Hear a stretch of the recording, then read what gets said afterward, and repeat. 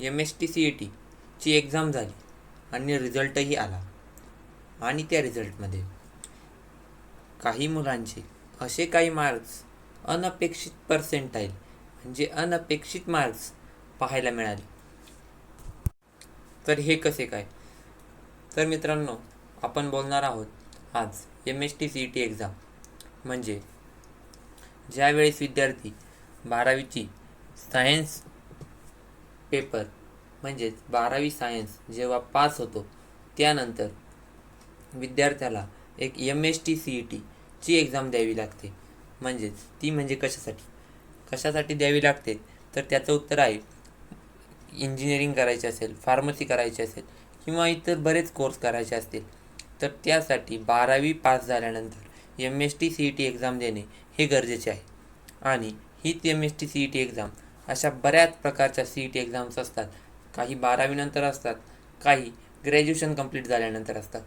तर त्या पेपरमध्ये मुलांनी अभ्यास करून पेपर दिले आणि रिझल्ट आला तो मात्र अनपेक्षित.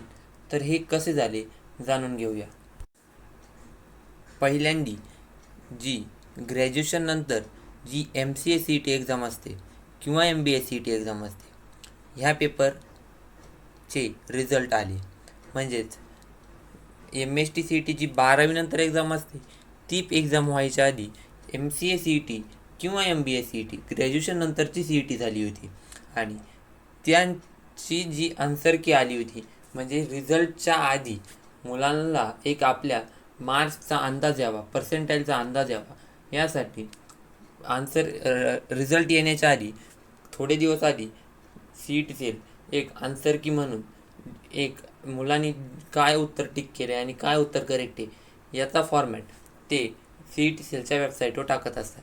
तसाच फॉर्मॅट त्यांनी MBA-CET टाकला, MCA-CET टाकला आणि आपली जी 12वी CET असते म्हणजेच MST-CET, सर्व CET आपल्या महाराष्ट्राच्याच आहेत आणि या सर्व CETंचा त्यांनी आन्सर की देखील त्या CET सेलच्या वेबसाईटवर टाकली. आणि मुलांनी जसे क्वेश्चन सॉल्व केले होते तशाच प्रकारचे आन्सर त्या आन्सर कीमध्ये आले. परंतु काही क्वेरी असतात, काही मुलांच्या अशा अपेक्षा असतात की त्यांनी जे आन्सर सॉल्व केले आणि CET सेलचा आन्सर यामध्ये डिफरन्स आहे आणि ते क्वेरी रेज करतात आणि असं बोलतात की आमचं आन्सर करेक्ट आहे आणि CET सेलचं आन्सर चुकीचं आहे. तर CET सेलने ह्या क्वेरीसुद्धा स्वीकारल्या आणि मुलांना आन्सरसुद्धा करेक्शन करून दिले. मात्र MBA-CET सुद्धा असं झालं, MCA-CET सुद्धा असं झालं आणि MST-CET सुद्धा असं झालं. पण पहिल्यांदी झाले म्हणजे त्या कोणत्या CET? MBA-CET आणि MCA-CET. त्यानंतर झाली ती MST-CET. तर पहिल्यांदा आपण MBA-CET आणि MCA-CET या दोन CETंचं बोलणार आहोत. नंतर MST-CET जी 12वी एक्झाम असते तिचं बोलणार आहोत. तर MBA-CET काय झालं आणि MCA-CET काय झालं?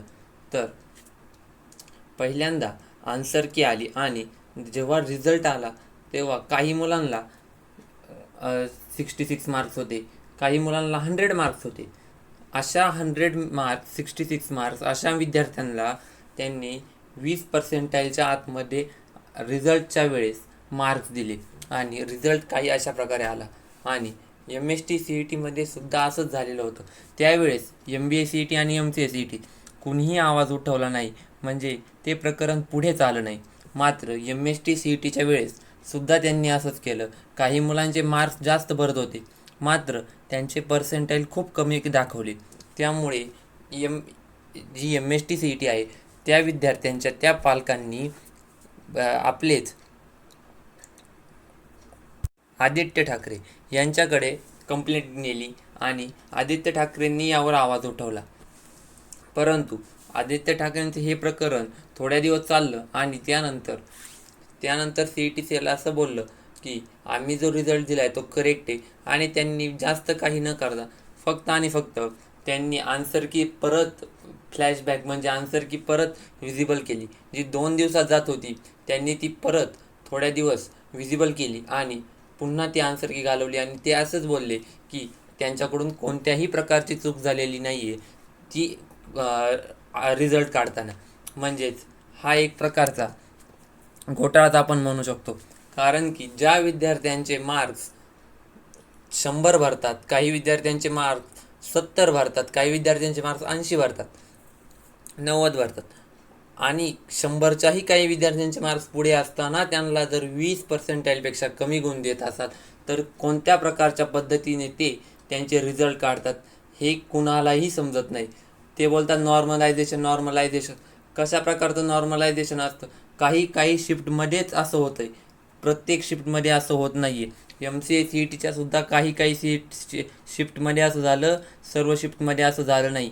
MST CETच्या सुद्धा काही शिफ्टमध्येच हा घोटाळा झाला, सर्व शिफ्टमध्ये झाला नाही. आणि MBA CETच्या सुद्धा काही शिफ्टमध्येच हा घोटाळा झाला, सर्व शिफ्टमध्ये झाला नाही. तर आत्ताच मागे तुम्ही बातम्यांना ऐकत असाल NTA म्हणजे जी नीटची एक्झाम असते त्यामध्ये कशा प्रकारे घोटाळा झाला. तर एकाच सेंटरवरच्या 6 विद्यार्थ्यांना आउट ऑफ मार्क मिळाले, त्यामुळे ते प्रकरण पुढे आलं. तर आपलं MST CETचं सुद्धा अशाच प्रकारे आपल्याला एक घोटाळा म्हणता येऊ शकतो. मग घोटाळा नाही तर काय? कारण की ज्या विद्यार्थ्याला 100च्या पुढे काहींना मार्क्स मिळतात त्या विद्यार्थ्यांचे पर्सेंटाईल हे 20%पेक्षा कमी कसे काय येऊ शकतात. तर आपणही सुद्धा NTAने जसं पुन्हा एक्झामचा निर्णय घेतला तसा आपणही आवाज उठवला पाहिजे. मुलं वर्षभर अभ्यास करतात, काही विद्यार्थी तर ड्रॉप घेतात आणि ते CETचा अभ्यास करतात. परंतु जर अशा प्रकारे ते आन्सर की देत असाल आणि त्यानंतर ते पर्सेंटाईलमध्ये रिझल्टमध्ये अशा प्रकारचा घोटाळा होत असेल किंवा अशा प्रकारचे मार्क्स कमी येत असतील तर त्या अभ्यास करण्याचा कोणताही उपयोग होत नाही. त्यामुळे विद्यार्थ्यांसाठी सर्व लोकांनी, सर्व व्यक्तींनी, विद्यार्थ्यांच्या पालकांनी, विद्यार्थ्यांनी सर्वांनी आवाज उठवला पाहिजे. NTAच फक्त घोटाळा करतं असं नाही, तर आपल्या पेपरमध्ये सुद्धा, आपल्या MST CETच्या पेपरमध्ये सुद्धा, आपल्या MCA CETच्या पेपरमध्ये सुद्धा आणि आपल्या MBA CETच्या सर्व काही CETमध्ये सुद्धा हा घोटाळा होत असणार आहे. त्यामुळे सर्व लोकांनी आवाज उठवला पाहिजे. जर व्हिडिओ आवडली असेल तर पुढे शेअर करा. तुम्हाला काहीही जरी शिकायला मिळालं असेल व्हिडिओमधून